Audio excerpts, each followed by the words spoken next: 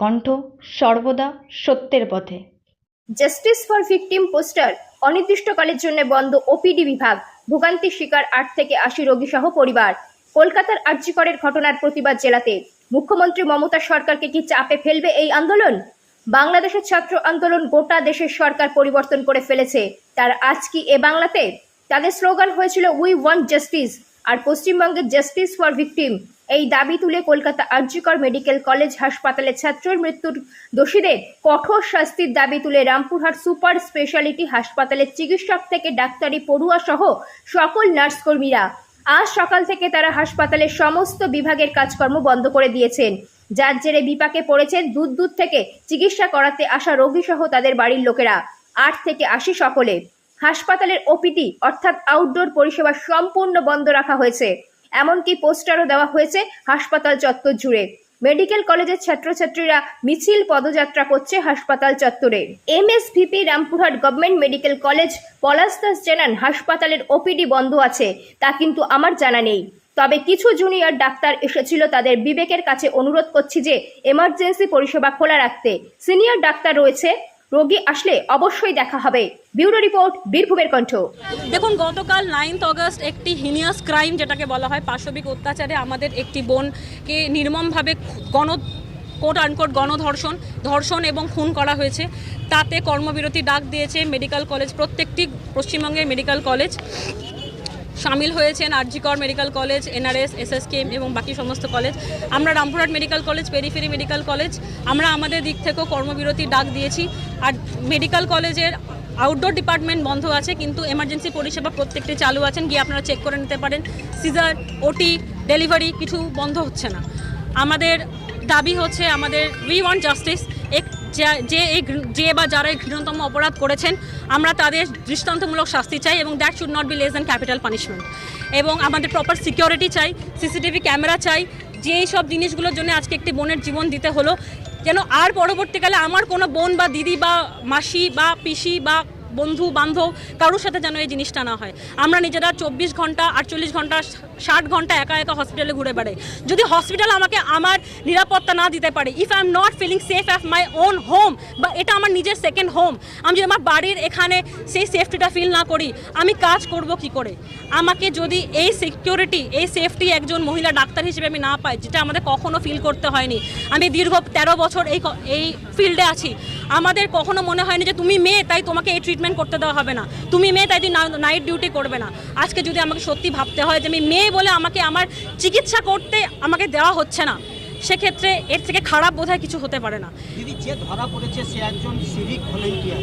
Rampurhat medical college হাসপাতালে অনেক civic volunteer যারা নিরাপত্তার দায়িত্বে আছে, আপনার কি সেটা চাইছেন যে সিভিক ভলেন্টিয়ার? দেখুন, এর ডিটেইলড ইনভেস্টিগেশন করবে পুলিশ, এবং দরকার পড়লে আরজিকর মেডিকেল কলেজে যারা কমিটি মেম্বার আছেন বা যারা স্টুডেন্টরা আছেন তারা নিজস্ব বক্তব্য দেবেন এই ব্যাপারে। আমরা চাই যে যারা ধরা পড়েছে বা যারা ধরা পড়ছে তারা যেন সঠিক লোকজন ধরা পড়ে, ইনভেস্টিগেশন নিজের মতো হবে। আমার নাম ডক্টর আলোলিকা সাহা। আচ্ছা, আপনারা তো রামপুরহাট মেডিকেলে কাজ করেন, রামপুরহাট মেডিকেলে প্র্যাকটিক্যাল ফিল্ডে আপনি কাজ করছেন, সেখানে কি অসুবিধা এই মুহূর্তে রামপুরহাট মেডিকেলে আপনারা অসুবিধা বোধ করছেন? আপনি কি মিডিয়া? হ্যাঁ, আমি আনন্দবাজার।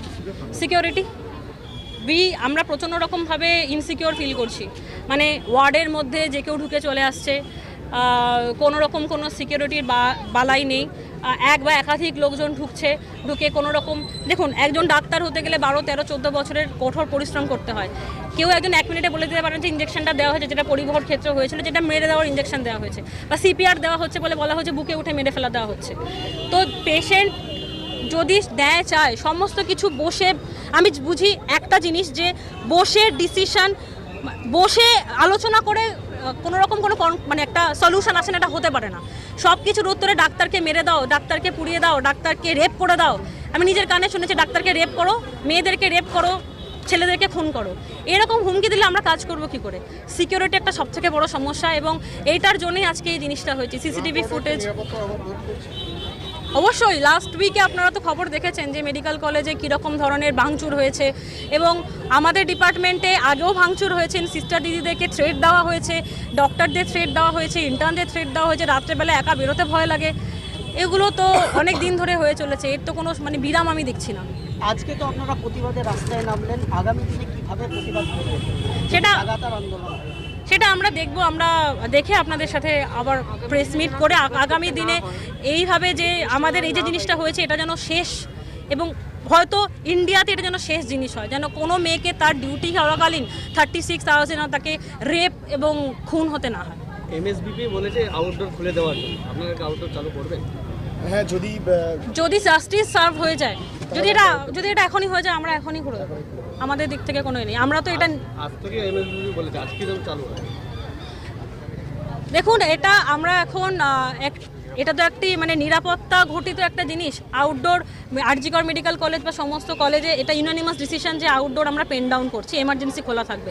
যে পেশেন্টের অসুবিধা হবে তারা এমার্জেন্সিতে অবশ্যই they will get their due treatment, they will never be denied of their treatment এমার্জেন্সিতে। পার্সপেক্টিভ আপনাদের বুঝতে হবে যে একজন অন ডিউটি ডাক্তার, তার ডিউটি প্রেমিসেসের মধ্যে রেপ অ্যান্ড মার্ডার হয়েছেন ডিউরিং হার ডিউটি আওয়ার্স, যেখানে তখন অথরিটি বলছেন যে আমরা দায়িত্ব নিতে পারছি না। আপনি মনে করুন আপনার ওয়ার্ক প্লেসে যদি এই ঘটনা ঘটে আর আপনার অথরিটি যদি বলে যে আমি দায়িত্ব নেব না, তাহলে আপনার কি মনে হবে? আমরা কি চাইছি? আমরা দুটো জিনিস চাইছি। এক নম্বর হলো যত দ্রুত সম্ভব নিরপেক্ষ বিচার করে দোষীদের শাস্তির ব্যবস্থা করা হোক, উইদাউট কোনোভাবে যেন দোষীদের আড়াল করার চেষ্টা না হয়। এবং দ্বিতীয় হলো যে এই ঘটনা যেন ভারতবর্ষে ভবিষ্যতে আর কোনো দিন না ঘটে। This should be the last example. আচ্ছা, রাজ্য সরকার এই ঘটনা তদন্তের জন্য সিট গঠন করেছে, পাশাপাশি বিভিন্ন পলিটিক্যাল দল তারা চাইছে সিবিআই তদন্ত, আপনারা কি চাইছেন? আমরা যেটা চাইছি সেটা আমাদের সমস্ত মেডিকেল কলেজের স্টুডেন্টরা ডিসাইড একসঙ্গে